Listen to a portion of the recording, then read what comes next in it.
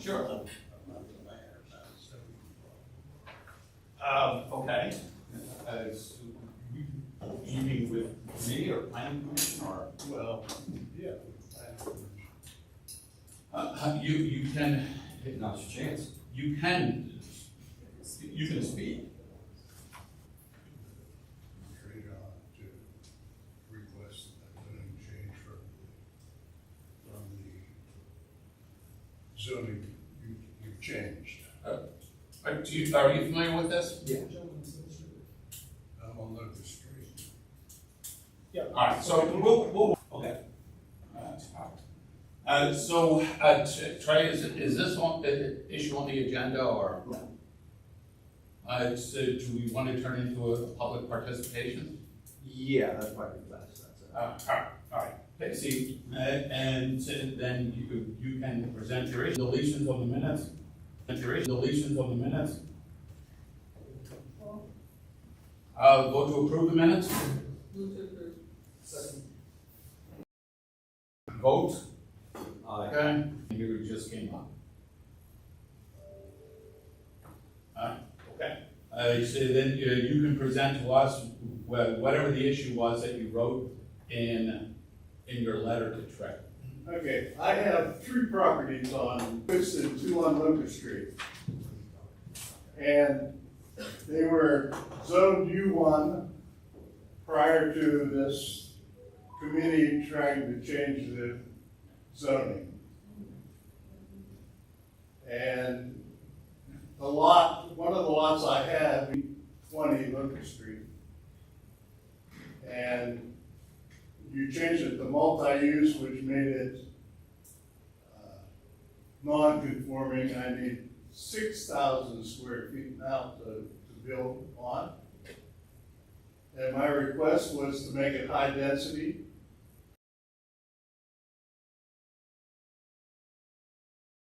On the side, so I could build something in there reasonable.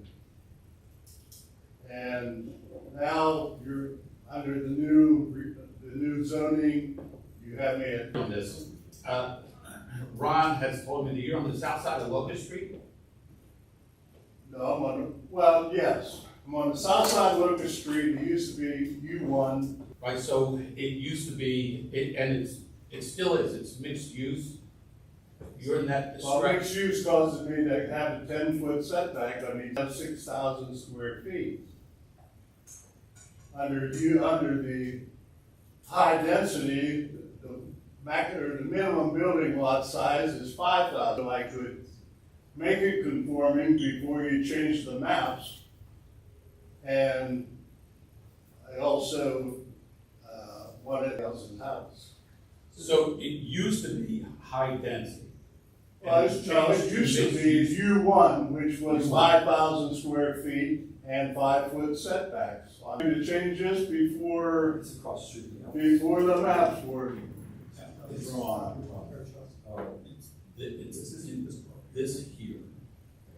I sent a letter I handed a letter to Trey John about 2 weeks prior to your last. And any idea where this letter is or It where it was went? submitted, it's still on file. We discussed it during the July meeting.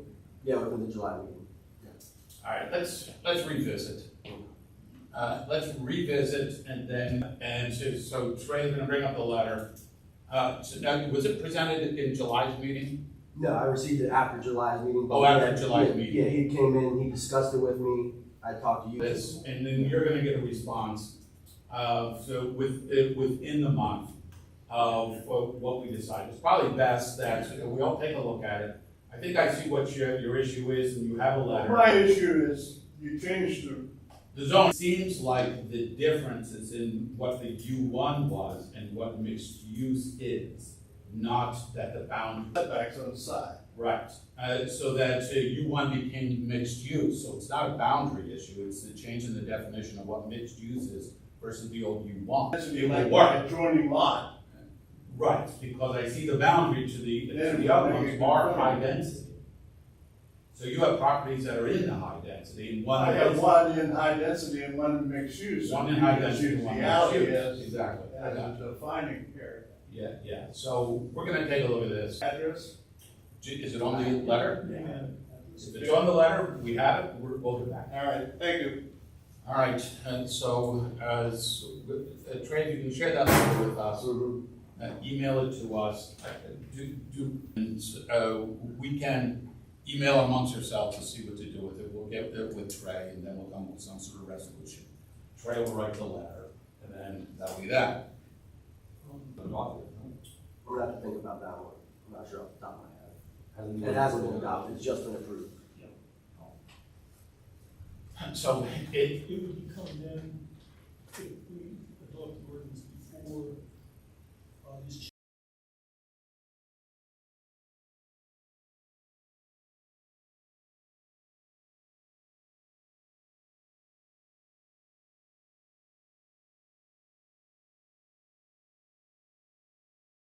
Setbacks change, or? the setbacks change the neighborhood? between U1 and the properties in high density. My issue is not use, my issue is setbacks. Right. that'd be a variance then. So there is a But possibility. the property's developed already, right? There's a garage on, Go ahead, Dr. It's Riggs. a variance, the variance. Sorry, no, There's a possibility to get a variance. it's okay, I'm listening. Yeah. That was next. Sorry. If it's a question of setbacks, then if the zip, A variance, he would need to do a variance if he was going to develop the right, property. that's what I mean. Which I think that's what he's, yeah. no, but I'm trying to make this a conforming lot I understand. prior to the change. It's non-conforming at 5,000 square feet, no matter whether you leave it mixed use. I'm trying to make this high density so it meets the 5,000 square foot and the 5-foot setback. Okay, we're gonna take a look at this. We may have to take a look at the property, and then we're gonna get back to you on this. All right, thank you. All right, thank you so much for your participation. Yeah, we'll have to say, it's right on the boundary, high density, and our mixed use. I mean, a number of times we have I will also conversations say about. this was through the public comment period. That's exactly what it is, public comment. It's not necessarily meaning the comments we get, we need a decision in terms of what they were looking to approve. So keep that in mind. We're creating a hardship that he can't get around, that's what the variance is for. That's what the variance is. If Right. we're trying to do a new zoning map, I mean, this is all about like a vision of the future, right? Well, if we make a change to the map now, does the process have to be In terms of what we're looking to change, if we were to make that change, it wouldn't be substantive, so we wouldn't have to do another process. substantial change? We don't have to re-advertise or anything of that nature. And so our recommendation is either, we're not likely to change the new zoning for the mixed use. Where it's in the boundary area, so it's either change, develop, you go for a variance. A variance that's likely to succeed because it's on the border of a high density. So that's probably how we're gonna frame it. That would make the most sense. All right, so let's do it this way to expedite this thing. So that then we can kind of coordinate through Trey, what is the best way to handle it. That sounds good, we're gonna do that, right? It's gonna have to be pretty much right away, because like I said, this is gonna be on the agenda for adoption. Okay? It seems like it's the best way to handle this in a limited amount of time, is through a variance when it's developed. I doubt anybody's gonna say no if it's a regular house. Nobody says anything, yeah, of course. What is the cost now? 500 for zoning hearing board, the application. Okay. A letter that says the variance is the best way?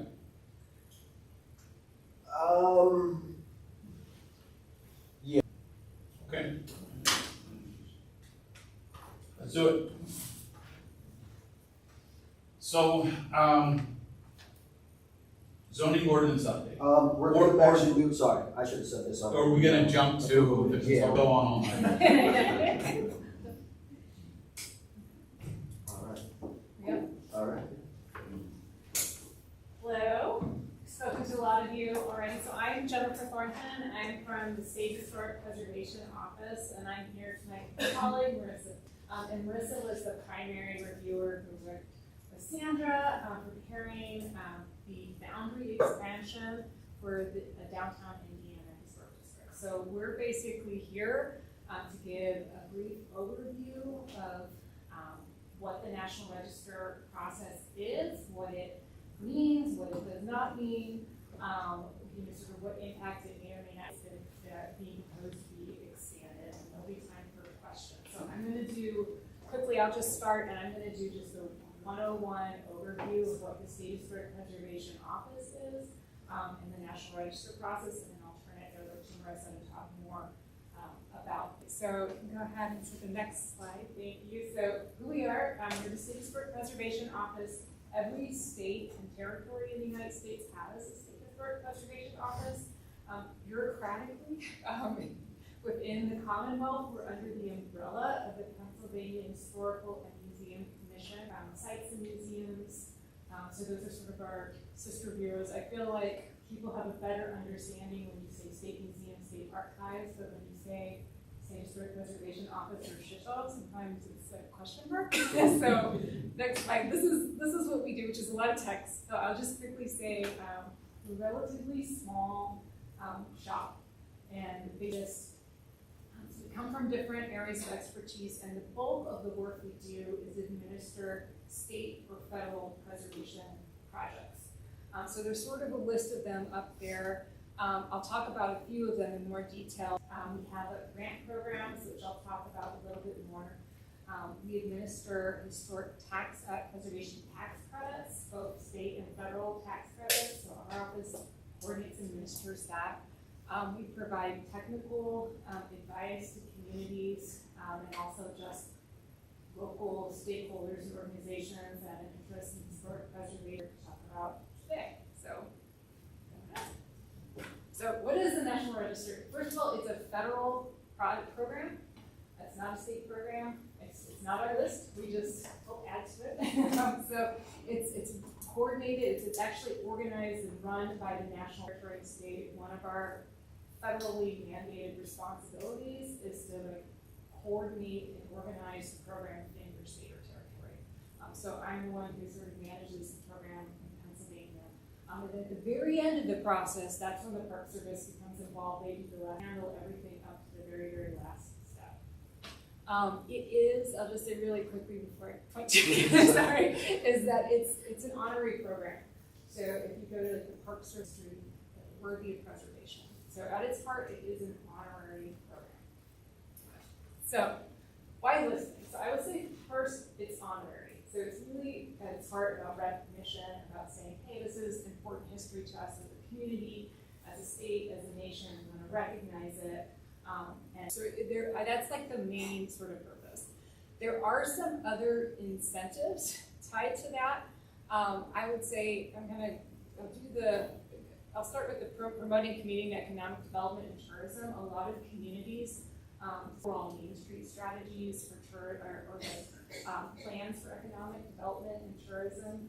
Sometimes people like to just have also individual, that sort of thing that has some name recognition. Also, it can be tied into those community economic and development and tourism because there are some financial incentives that I'll talk about in a sec. Consideration, which is the last thing on the slide, what that's referring to for any property, impacts to that property have to be taken into consideration when there are projects involving state or federal funds, land, or permits. They have to consider this is going to have an adverse effect on the system, right? And that's the same whether it's listed or eligible, right? So it doesn't actually make a difference whether it's listed or eligible. That sort of benefit happens regardless of whether you're formally listed, right? The other benefits, though, and I think these are the ones that are most pertinent to the folks in the room, because these are ones that some folks in your community will be eligible to take advantage of or to apply for, are grants and tax credits. So in Pennsylvania, my office is State Historic Preservation on construction grants, which are actual brick and mortar work fixing a building.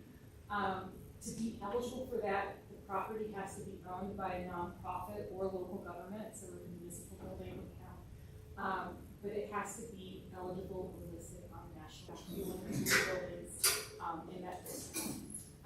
Nonprofits include churches. There's often, I was talking to folks like churches are often needing work on their stained glass, needing work on the roof, need work done on their buildings, which are often well over 100 years old. And it's hard to find grants sometimes for churches. Actual income producing properties. So, for instance, rental properties would also be able to apply for tax credits. And there's state and federal tax credits, and basically construction costs, but also like an architect, that sort of thing, on work to rehab a historic building, provided you like follow best practices. So you can't like slap a giant addition on it, but it's recognizing that it costs more money to like work on a house like that and maintain the historic and producing properties. Okay. So I think this is the big thing. There are a lot of myths about the National Register. And the biggest one is I can't paint my house or I can't change this if it's listed. The National Register is not regulated. That come along with listing in the National Register. So what it means is if the property is listed, the property owner can still alter the building. They can even demolish the building, right? So that's a common myth. We get people calling our office like something with their own money, right? We can say, we can encourage them, we can say there are these incentives, but it's well within their property rights to do that, right? We obviously don't encourage that, but it is within their property rights. They can sell the property, right? They can use it in-kind materials. Some people think if they're listed, their house then has to be open like a museum. That is not true, right? You don't have to be open to the public with the National Register. So next slide. The reason why there's confusion is because there's all sorts of other ways where properties are recognized, right? And so sometimes people confuse them with HOAs. Sometimes they confuse them with zoning, right? Sometimes they confuse them with local preservation ordinances.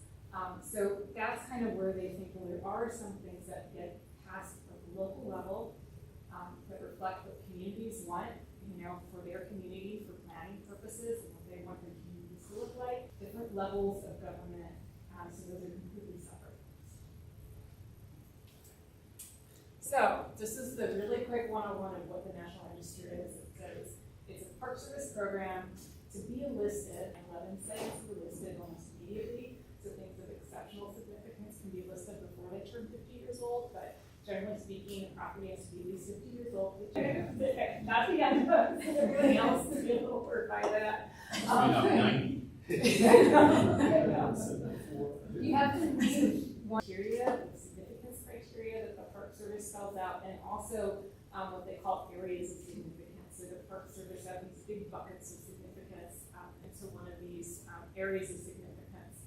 And then lastly, you have to retain integrity. So you have to still kind of look like what you did historically, not be so changed and altered that someone from the time frame wouldn't recognize it anymore. Okay, so the criteria. There's 4, A, B, C. This is numbered, but it should be A, B, C, and D, or it can be like a trend. So not how we kind of think about it as colloquially, right? So for instance, if something was associated with industrial development of an area, they would fall under events. The events bucket. Whether it's associated with an important person, it can be essentially listed for architectural or engineering or artistry. So it's the work of a master, or it could be just a really good studying this historic site teaches us information about the past. That's usually used for archaeological sites. So the idea is you study the site, you excavate it, or study it in other ways you will learn about it. And then in significance, just really quickly, one other thing about significance, it's the National Register. It means it's a national list. It doesn't mean it's nationally significant. So they have us check a bar all in the National Register. But it can be for local significance. Because they wanted, when they developed the list, they wanted people to be able to have everything listed in the National Register is significant at the local level. Like, I don't know the statistic, but it's the overwhelming majority. Right? And then integrity is the last thing we need. I won't go into this super nitty gritty, but the Park Service breaks this down into what properties to retain enough of their original design and materials to again look like what they did historically. That's sort of like your knee jerk sort of gut check is like, would someone from time for restoration? The condition changes, but the integrity was actually excellent both before and after restoration. Because integrity is, sometimes properties are left and they, perhaps they're not maintained very well, they're not in great condition, they need some TLC, but it's all the really time capsule. That's excellent integrity. It may have horrible condition and needs to be fixed up, but it's good integrity. Right? So integrity is different from condition. Park Service doesn't measure condition or doesn't have condition as a requirement. And I will say for districts, what we look at is every building in a district, you inventory it and you say whether they're contributing or non-contributing. So typically the non-contributing buildings are buildings that were built that are 50 years old or were built after this significant, right? So those are usually non-contributing, or buildings that have been so altered they no longer, they may be historic, they may be older, but they've been changed so much they no longer contribute to the district. And generally in a district, what you want to see is the blue vastly outweighing the red, and so that's the case in this district. I mean, Marissa will talk about that more, but that's kind of how you assess integrity for a district. And I should say for the group, I think that, no, I'm almost done, not quite, I was trying to get out my last little task. So the process, really quickly, this is the process, and it's a bureaucracy, it takes a long time, like it always takes, in the district, like 2 years, you think, for the whole? Yeah, it takes a long time, right? Because we get information and we assess whether we think there's a viable National Register process, we being the State Historic Preservation Office. So we assess it, say whether or not we think the property is eligible. We say it's eligible, yay, you move to the next step. At that point, once you have that determination of eligibility, if all you want to do is apply for a grant, you can next grant cycle. But people could be applying for them now, when it opens up, like, right, because you already have that eligible status. The next step is to work on the actual nomination form. When Marissa gets it, she reads it carefully, goes back and forth by all the next levels of review. Then we have certain legal requirements for notification. So there's to place legal notifications in the newspaper, in public meetings, and it's to notify property owners of their rights. Right now, we're in the place where we are accepting public comments. We also will be mailing out notifications to the local legislators and municipal government, notifying them that this property is coming up to the next phase in the review. The Preservation Board consists of, right now, we have 13 folks on the board. They're appointed by the governor. They're from experts in some way tied to historic preservation. So folks from all different walks, but some way relating to historic preservation. They approve them to send to the Park Service. If it's approved, it's at the very last, especially listed. In case people wonder, we do have a really good track record. I've only been working here for not quite 3 years. We haven't had, everything has been approved by board, and that's pretty common. We have a pretty high, it's not 100%, but we have the board, and likewise with the Park Service. So we haven't had, sometimes we have the Park Service ask us for additional edits, but we haven't had something like outright rejected. That's very rare. So usually when we have strong nominations, we put forward to hospitals again, knock on wood, without any issues. So that's all I have. Thank you, Marissa. Thank you, Jen. My name is Marissa Barrett, as Jen had mentioned, and I'm going to talk a little bit more about the nitty-gritty of this nomination. So this is a boundary expansion or boundary increase. Back and forth, probably about 3 edits and reviews of the nomination, so we really honed in and tried to get it in place. Talking about a little bit more dates and specifics. So this downtown Indiana, the original district was listed in 1993, and if you look at the map, you can see that in red. That is the original list, and 93 contributing resources and 26 non-contributing resources. The nomination focused on government, commercial, and the residential core of downtown, and it included high-style architecture, and the period of significance was 1800 through 1940 documentation, because we want to look to see the continued growth of Indiana, and ending it so early when now we're at 1976 for 50 years and qualifying, we want to reevaluate the existing district along with that boundary expansion. So this nomination redefines that period of significance in 20th century. So we've adjusted the period of significance. We actually honed in and we're doing a circa 1805, and that correlates with the laying of the grid system and the development. It's where and the principal commercial corridors. We were able to tighten up that beginning date a little more. We don't have anything extant here prior to that. And our end date then goes to 1976, and that which is that 50-year mark. So that is why we picked that 1976 date. The boundary increase incorporates the contiguous area that developed directly associated with that historic core, and would shape the borough's physical form and architectural character. So the proposed district now is roughly bounded to the north by the 324 North 4th Street, to the south by the north side of Poplar Street, and to the west by the former Buffalo, Rochester, and Pittsburgh Railroad tracks. And you can see that run diagonally and shaded. So you can see how much more expanse it is around that original core district. The boundary increase will add 260.44 acres to the existing total. So we're going to have a total of 295.5 acres that would then be considered the historic district. And that includes 1,187, or 86, excuse me, that are non-contributing. Go to the next slide. And just to give a little bit of background in terms of our areas of significance in the development of Indiana, Indiana was intentional. This is reflected in the concentration of civic, commercial, and residential resources that compromise the downtown Indiana historic district. Early development centered on professional activity. By the 1930s, Indiana Borough developed into a thriving rural county seat characterized by commercial activity, industrial, institutional growth, and emerging through the improvements in regional transportation networks, which expanded the region's commercial reach beyond the local agricultural markets. Much of downtown Indiana was developed by this point with numerous structures along Philadelphia Street and Clymer, which is now 6th Street, really, tight. And then by the 1900s, you can see it starting to spread out and further develop. So it continued to grow throughout that second half of the 19th century. And the arrival of the railroad in the mid-19th century into a regional center of finance, trade, and professional services. As growth intensified during the late 19th and 20th centuries, commercial, residential, and institutional growth extended beyond that originated in the north-south corridors.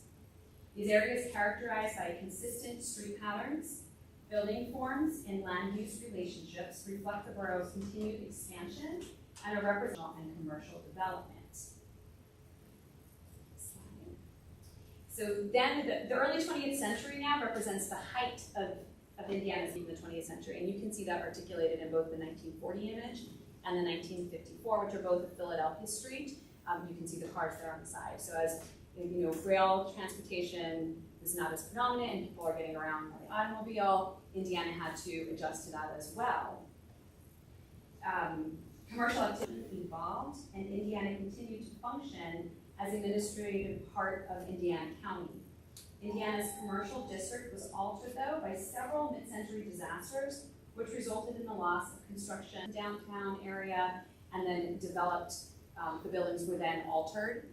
And so those contribute to the evolution and change and the still continued development of that commercial area. So Indiana was still thriving as that commercial district. Additionally, as late Indiana still invested in its center and the core downtown business district, and a lot of that has to do with being a university town. You have even that urban sprawl and automobiles going out to those malls. The downtown was still thriving enough that we feel that it's that commercial for that up to 1976. And you also had the development as the new Indiana courthouse and other government buildings during that time as well. So that's another reason why we're looking to extend past that 42, because we passed 1942. Next slide.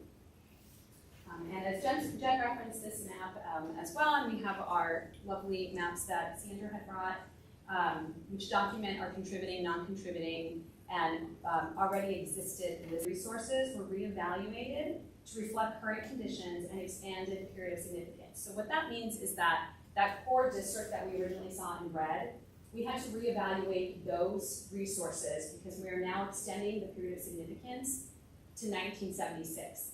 Originally, we looked at contributing. Now that we're going to 76, we're going to look at those buildings, reevaluate, do they still retain integrity? And not just integrity from the date of their construction, but up until that 76 date. So your building could evolve, it could be built in 19. So that first was looked at as that core district. We also then looked at the resources on the new boundaries and whether or not those are contributing or non-contributing with that period of significance of 1976. And we look at what alterations have occurred and they are going to be contributing. If we have a building that has had numerous additions, it doesn't have original materials or windows, it doesn't look like it did look at that time of construction within that period of significance, that is what we would consider a non-contributing building. Approximately, and combined with both the district boundary that's existing, and you can see the right now listed district is in that hatched black line. If you look closely, are what we have as contributing resources. The maroon is the non-contributing, and the light green is the listed building. So there was an example in the presentation of, I believe it's the Silas Clark House that is individually listed. There are 7 total. I think the Armory is individually listed. Memorial Park is individually listed. So there's various resources that were already listed within the district. The proposed boundary increase looks at the non-contributing buildings. What we looked at for parking lots, we look at those as structures. So if a parking lot was paved and put in before 76, it could contribute as a structure. If it was at, doesn't mean that you can't build on that lot. It just means that right now, historically, that's been a parking lot. Whether or not it was the parking lot here to serve a municipal building, parking lot for a church that was put in.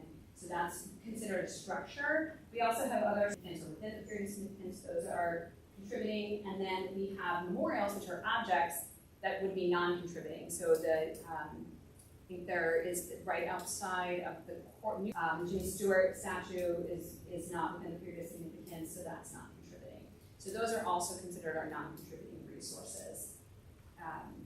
Non-contributing resources that are built within the period of significance, just to reiterate, if they lost, is our contributing, maroon, reddish color, purpley color, are non-contributing, and then the green is within our existing district. So these are contributing buildings within the existing district.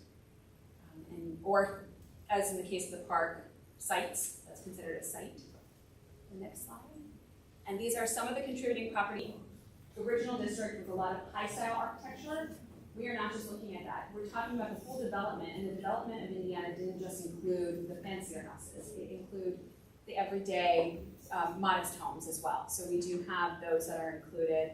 And then I think in the bottom we have, it is the, architecturally that's very unique and tells of that period of time. Next slide. So just to reiterate our what we're looking at in terms of this politics and C, architecture. So we're looking at an A, event story. And again, it's events or trends. It's not just an event itself, but trends that we're seeing. So that's where we have commerce, politics, and government, and C, architecture. We're not looking at any new areas of significance, and you only need one area of significance to be this not changing from our original. And we are looking at a refined period of significance, which is that circa 1805 to 1976. And then we have, so this is the opportunity then for a stakeholder that lives. So if you are a private homeowner that lives within the district, and you have either you want to support the nomination or you have concerns about the nomination, this is your opportunity then to send in letters. You can send an email expressing your concerns. So private property owner through the National Historic Preservation Act. So any sole or partial owner of private property who chooses to object or otherwise comment the ownership and explain their opinion. So whether you're for, you're supporting it, you want to see the incentives, whether you have concerns in terms of listing for your property. We want to hear those. Mail those to our address here, 400 North Street, Harrisburg, PA. You can put that care of myself, Marissa Barrett, or you can email those letters to me. It just address it to Andrea, who is our deputy SHPO, but I'm happy to take those. And I should say they don't have to be formal letters. We can accept just emails. Absolutely. Eyes the letters, and we let the preservation board know how many letters we have for support, how many letters we have as objections. So that will be brought forth to the preservation board so that your voice is heard at that meeting. They're also sent to the Park Service. Yes. Next. And so the meeting date. So we are meeting in person. We meet 3 times a year. This year we are coordinating it with Preservation Pennsylvania to coordinate with that, with that conference. And so it's Tuesday, September 15th.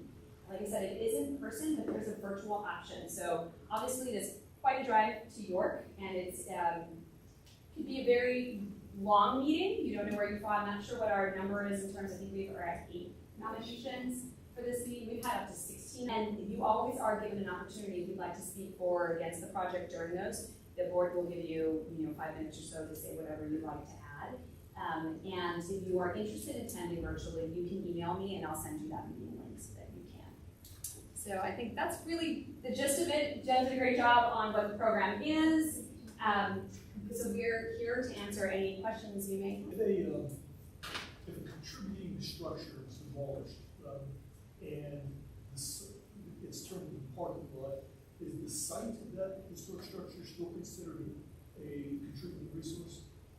No, typically no. So we don't regularly re-inventory historic districts. Staff to that. But if that property owner, if say they demolish.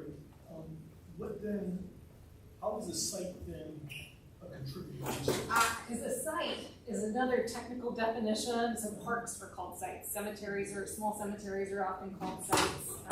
So it's just a technical jargon term that the Park Service defines. Only if there was a known, archaeological site that you actually know is there, not just assume. So yeah. So that's one big difference. Oftentimes people want to mark or recognize an important place, but the building's been demolished. It's hard to list that on the National Register. State markers are better for that because the place doesn't have to still be there for a state marker. But the building or whatever, again, it's a jargony. They define object. Again, they define that in a certain way, not how we do. It's fountains and It's their terminology. Yeah. Denomination. Yeah. Any other questions? Absolutely. Yes. The definition in your purple, non-contributing from the outside. Yes. So the problem I have is that, let's say Culver, the old kangaroo building next door, okay? The building is 1880, 1860, has the original openings in the masonry on the side street. That building needs to be a contributing structure in order to have any benefit from this historic district. In order to encourage people to actually go back into that building. And it was the original definition of the district that the Indiana Theater was not a contributing structure.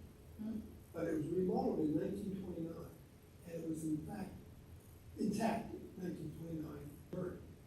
So any work that was done in that building in the last 30 years has not been done with any help from the state historical on the benefits. And there's been a few $100,000 spent in the building. But it was a non-contributing structure. And once a building gets defined as a non-contributing structure, it's almost a building. And these buildings are too small. Okay, so if they're not, if they're going to be purple on your site, they're going to be purple forever.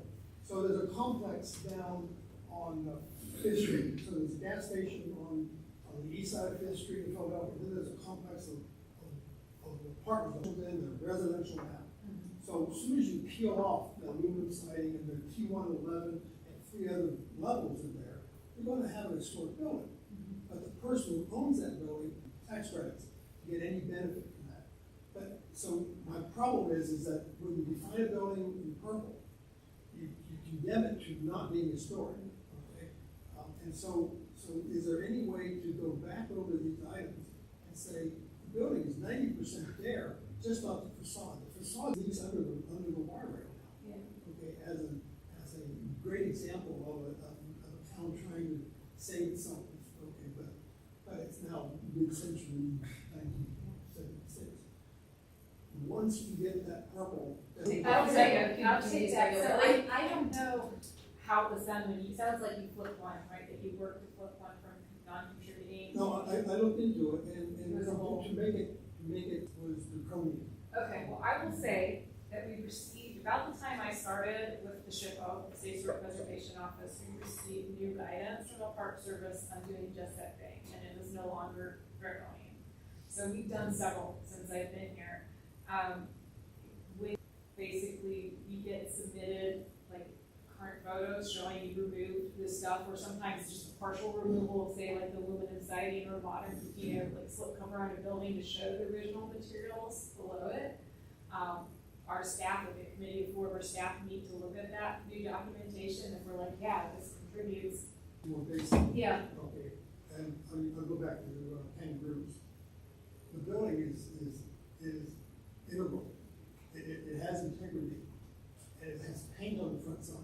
Yeah. And we've been distracted by basically, it's a masonry building that has been untouched since 1980. Drive by it again, the main difference is. So how does somebody, okay, I don't know the building, hiding behind stupid decisions over the years.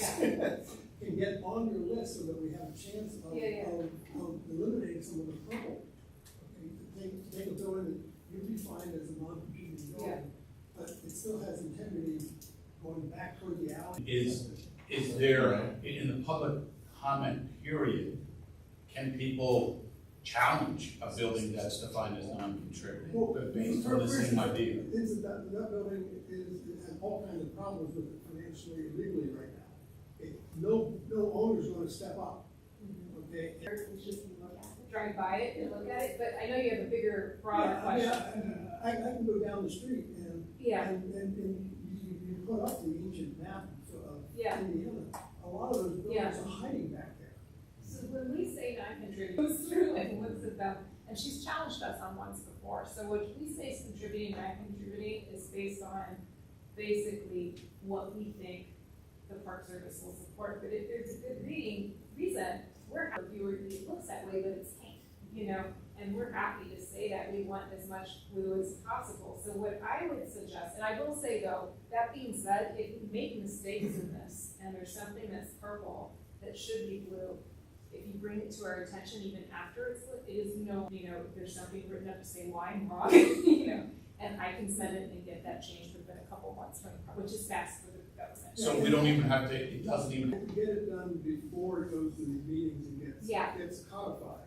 Right. And a lot of it is going to be, If you have, it's I would gonna be say like photographs from above, you can see the roof lines. Yeah. Sure. These ancient roof lines that nobody built a 3-story building old, and the 500 block is even older. Yeah. And those are, I bet there's a log house. I'll back say, there one thing the Park Service really looks at is streetscape for these districts, so they're looking at when a person's walking down the street, does it look like, in this case, the pre-1976. It isn't that way now. Undo this. Undo some of the Yeah. stupid things that was done as a society.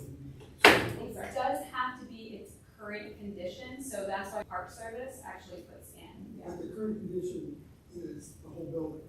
Yeah. Not just the facade, and that's what, Yeah. that's what I'm seeing on your map right now, Yeah. is that the facade has overwhelming violence, and if you're picking it up on Google Maps, I understand that, because you haven't been in the buildings, you haven't been in the basements. So just to clarify that for a district, the visually listed, that's when we would look at the interior to verify that it has that interior integrity. Yeah. And That's the difference what I'm between- saying is that the alleys and the backsides of the buildings has integrity, and it has. And so it's not like sometimes a local only gives you the public view. I know that you have gone through alleys, you know, any thorough way that you can without going onto public land to look at those, or excuse me, private land to look at. You know, we can't look at anything that we can't have access to, but I know that something was contributing or not contributing. But if you have those, you know, we're happy to look at that. Yeah, as well. and to your point, in the comment period, if people have addresses of multiple buildings, we're happy to relook at them. And again, like if it's something that, if we have, like photos and justification now that we could, it's like minor changes like that are possible all the way up to when we submit it to the Park Service. And then afterwards we can, through, like I said, if someone brings something to me. And I will say for the tax credit product, we had a very similar situation with, I can't remember which district was in Philadelphia.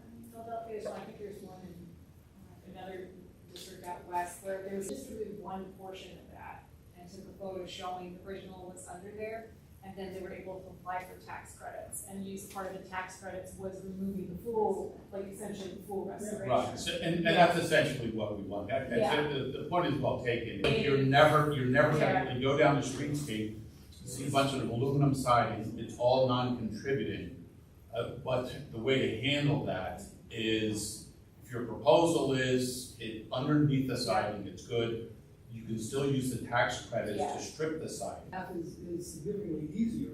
Yeah. I looked at it, 20 years ago. Yeah, it Okay. is. It was, I had to get the Indiana Theater listed individually. Gotcha. Yeah, And- no. And my God, you know, I had to have George Washington be killed. Yeah, I think the process is, Like that's, like this in 2 years, that probably took at least a full year, I'm sure, if you did. So that is, it's no Right, process, right. and that's not, this is like I yeah, said, but you'd have to start the process over on an individual building. provided the building is still intact underneath those changes. I don't know what's behind the room siding, Yeah, okay, but we know that yeah, the shapes are there, the Yeah. stories are there.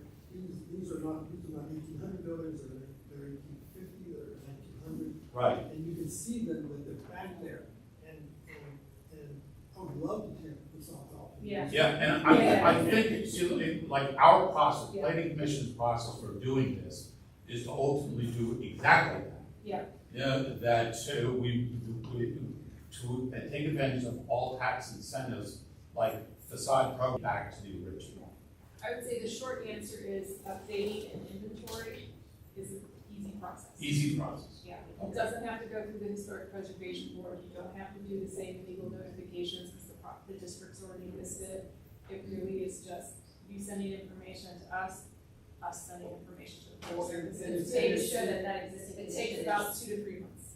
And this goes through the Keystone program? No, it's separate, it's just like submitted to me, like submitted to our office for non-contributing to contributing, and then we just send like essentially 1-page form to the Park Service. And if the borough staff can guide people through that process, some of these buildings are non-contributing, we want to convert to contributing. Mainly, all I need from the public for those is just photos showing what's intact. You know, yeah, Yeah. that's quick. Yeah, that's, so, but the tax deduction comes from the Keystone program? No, that's, it's the Park Service as well. I see, so we would, now that must be some sort of a form. Oh, yes. We got a form for that too. Yeah. You need to make sure that you're following the Secretary of the Yeah, Interior so standards. tax for credit your process, the results. first thing is just, are you in a district? So that's like, they divide into 3 parts. Part 1 is, Yeah. are First you one is contributing? your contributing structure. Yes, and then- exactly. So that's part 1, right? Part 2 is you have to show your architectural plans, and they have to prove them. You know, they have to make sure that what you're doing is, this is what I did, and work documenting what you actually did. See, I did it and met the standards, and then they, yeah. Right, so at the end of all this, we'll have to sort of streamline that by the incentives Yeah. for doing. So we can, you know, we've been trying to do presentations. You know, we do the National Register. The guy in our office who administers, he runs the division that does both the tax credit and the grants is John Wood. So if it's something that, you know, either we could potentially get him here to do a presentation or one of his staff members, we've done that in the Western Privacy before, like an incentives workshop, or Yeah. if you're streaming and you can virtually come in, like, and do a presentation. We do, in grant season, we always do sort of webinars that you can sign up, make sure you guys know when those are coming, so that. Right, and And ultimately, those would be the nonprofits for the grants, and it's the same situation, if you have a building that you think, you know, is currently listed non-contributing, and you can show us, we can say, yes, that's eligible, and, you know, Yeah. go through that process, Now, so that you can apply for that. They want the Indiana Theater. you said that it is for income generating properties, That's again, the jargon is income generating. So Not it's not private. Not private residential. homeowners. Yeah, and that's the big gap. There's almost, Yes. there's really none that I know of. There's no financial. What was, Support. people who have been here a while, Elm Street program was managed by the state, or, but it was a state program. So, is there anything in the pipeline that would reconstruct an Elm Street type program at the state level? It was basically like the Main Street program, where Okay. you would get a tax deduction for restoring a residential. Yeah, got you. Yeah. I know that It- preservation it's- advocates yeah. advocate for that every year. it would have to be passed through the legislature, you know what I mean? We need something passed to give us that, and it would be a huge thing for Pennsylvania. Sure. You know, it would be, Sure. like you say, that's the keep up when there's not financial assistance. With Elm Street, properties that are adjacent to downtown area. Got you, yeah. So that I know of, no other than I know that it's something that preservation has, because, you know, bring up, I don't know of any, I don't think anything is pending or in the near future or being considered in the near future. But it's something people are interested in, next year. Elm Yeah. Street. Type programs, yeah. Yeah. Do you recommend that we encourage as many of these letters to submit letters of support as possible, or does significantly influence decisions? I think it always helps. It does. I mean, when you have a large, it's different property as well to a district. If, you know, we can pass those on. It always helps too when you have legislators. We're like, we have 15 letters of support. The board is definitely impressed by that because they understand that the community cares. Yeah, very true. Yeah, and I think especially for a large district, they want to make sure that there's community support, right? So I think I don't think it will hurt it. It won't hurt it. I don't think it would. I think it probably has a bigger impact on the board than the Park Service. I was under the Park Service. But In the storyboard, are they coming from you or are they coming from Sandy? The presentation is coming from us. The storyboard is printed out, but all of these maps are in the nomination. So the nomination is 88 pages, and it goes into much more detail on the history, much more detail of how the areas of significance are supported, the boundaries. We can't say that we came out in April and met with Cassandra and had driven the boundaries and redefined those. I know there was one particular building that we actually pulled in as well, so we really, you know, analyzed that. So. Yeah, because we'll use these to get yeah, the maps. Yep. You may have mentioned this, but where can we locate the nomination? It's open to the board. I mean, typically we can send that nomination, you know, we can send it to draft form Yeah. to you guys, Okay. and that as long as it has a draft watermark on it. So It is not official and approved until the Park Service. Even the Preservation Board will recommend approval, but it is not listed or approved. The draft. Oh, yes. Yep, if you email me too, I have the map digitally, I can send you a map. One of the problems that I can't Yes. really see Yeah. what's in and what's out. Yeah. We also have an inventory list here with us today, so if you have a question on a particular address, we can pull up that address and see what it is in terms of contributing or not contributing. And primarily, as well as like the full inventory. And Sandra completed a zone map, so we have this larger map, but she breaks it down into each zone where it's a fuller size map, so you can really see the lots and hone in on each individual lot, which is helpful. Yes. Yeah. you probably said that the trail trade. Okay, yeah, we'll kind of And send we can everything link. through you. We can link so people can understand.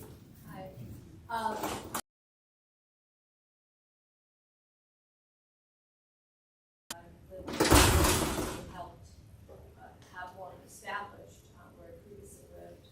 And I guess if I'm understanding correctly based on the question Kevin asked, as a not-for-profit or non-profit owner, there, other than the indirect benefits that come from this particular 1,000%. Not if that's your primary residence, right, like only if, there are very complicated situations that I honestly, where like you're running a business out of your home, like you have an Airbnb, you know, I there's just just wanna- ways that you can do square footage and very complicated things, but no, for a. Are there no resident- demolition protection at all? No, So now we have that in our historic district.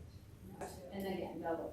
It would be possible for Which is for the something park you to take an umbrella over this. Yes. And Yeah. and have some influence on construction and demolition and I and would impact say, inside the district. if there's an interest, like in a local, historic preservation ordinance, we always recommend that it's deed, right? And there's a couple reasons around that. So one is because we don't want people to think that the National Register does have these regulations, because then people get concerned and don't want to list things, right? And then they are not able to take advantage of the benefits.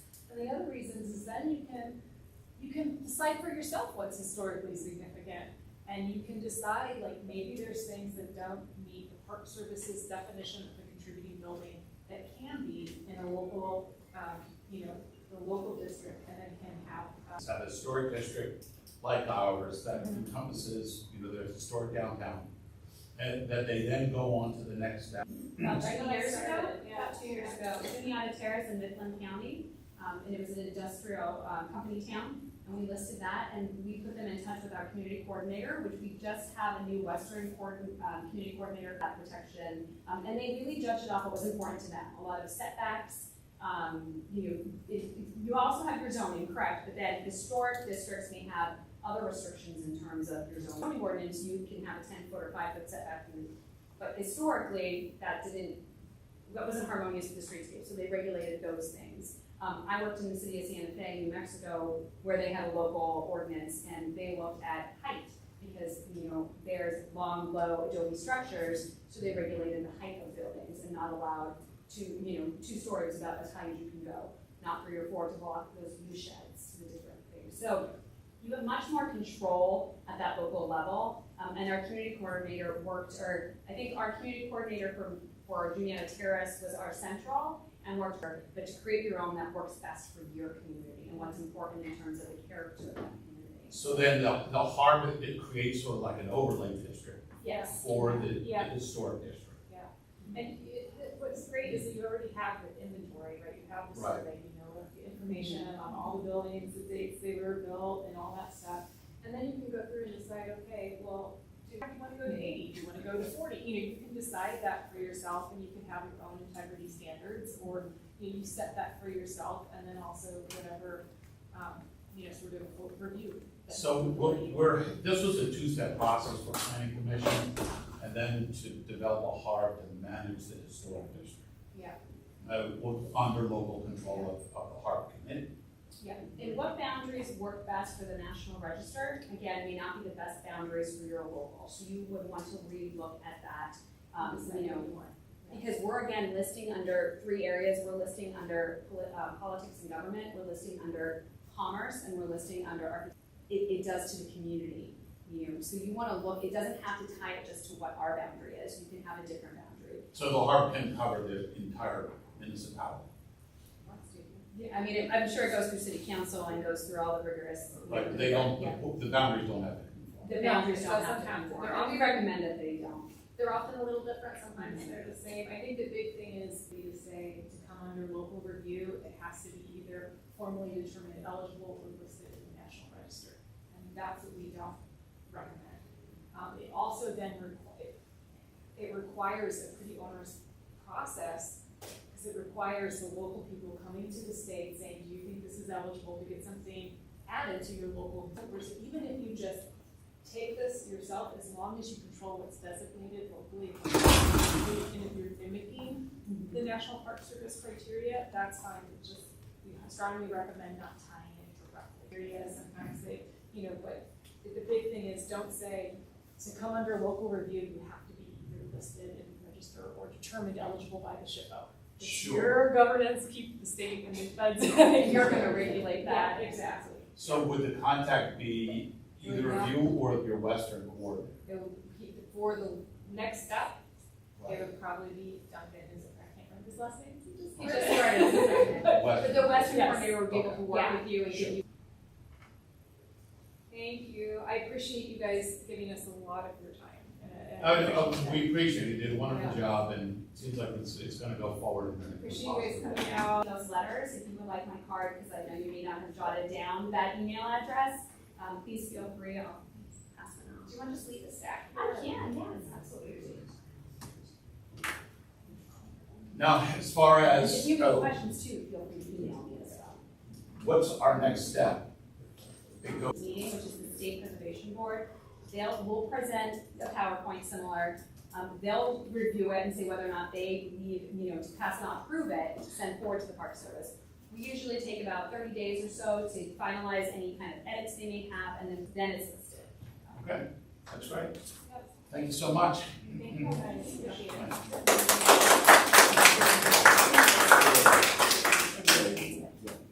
Thank you. And I'll send you an email those next. All right, if we're okay with that, back to our regularly scheduled agenda. It's just updates for you guys. We'll just go right through. So, Okay. planning department, this was on the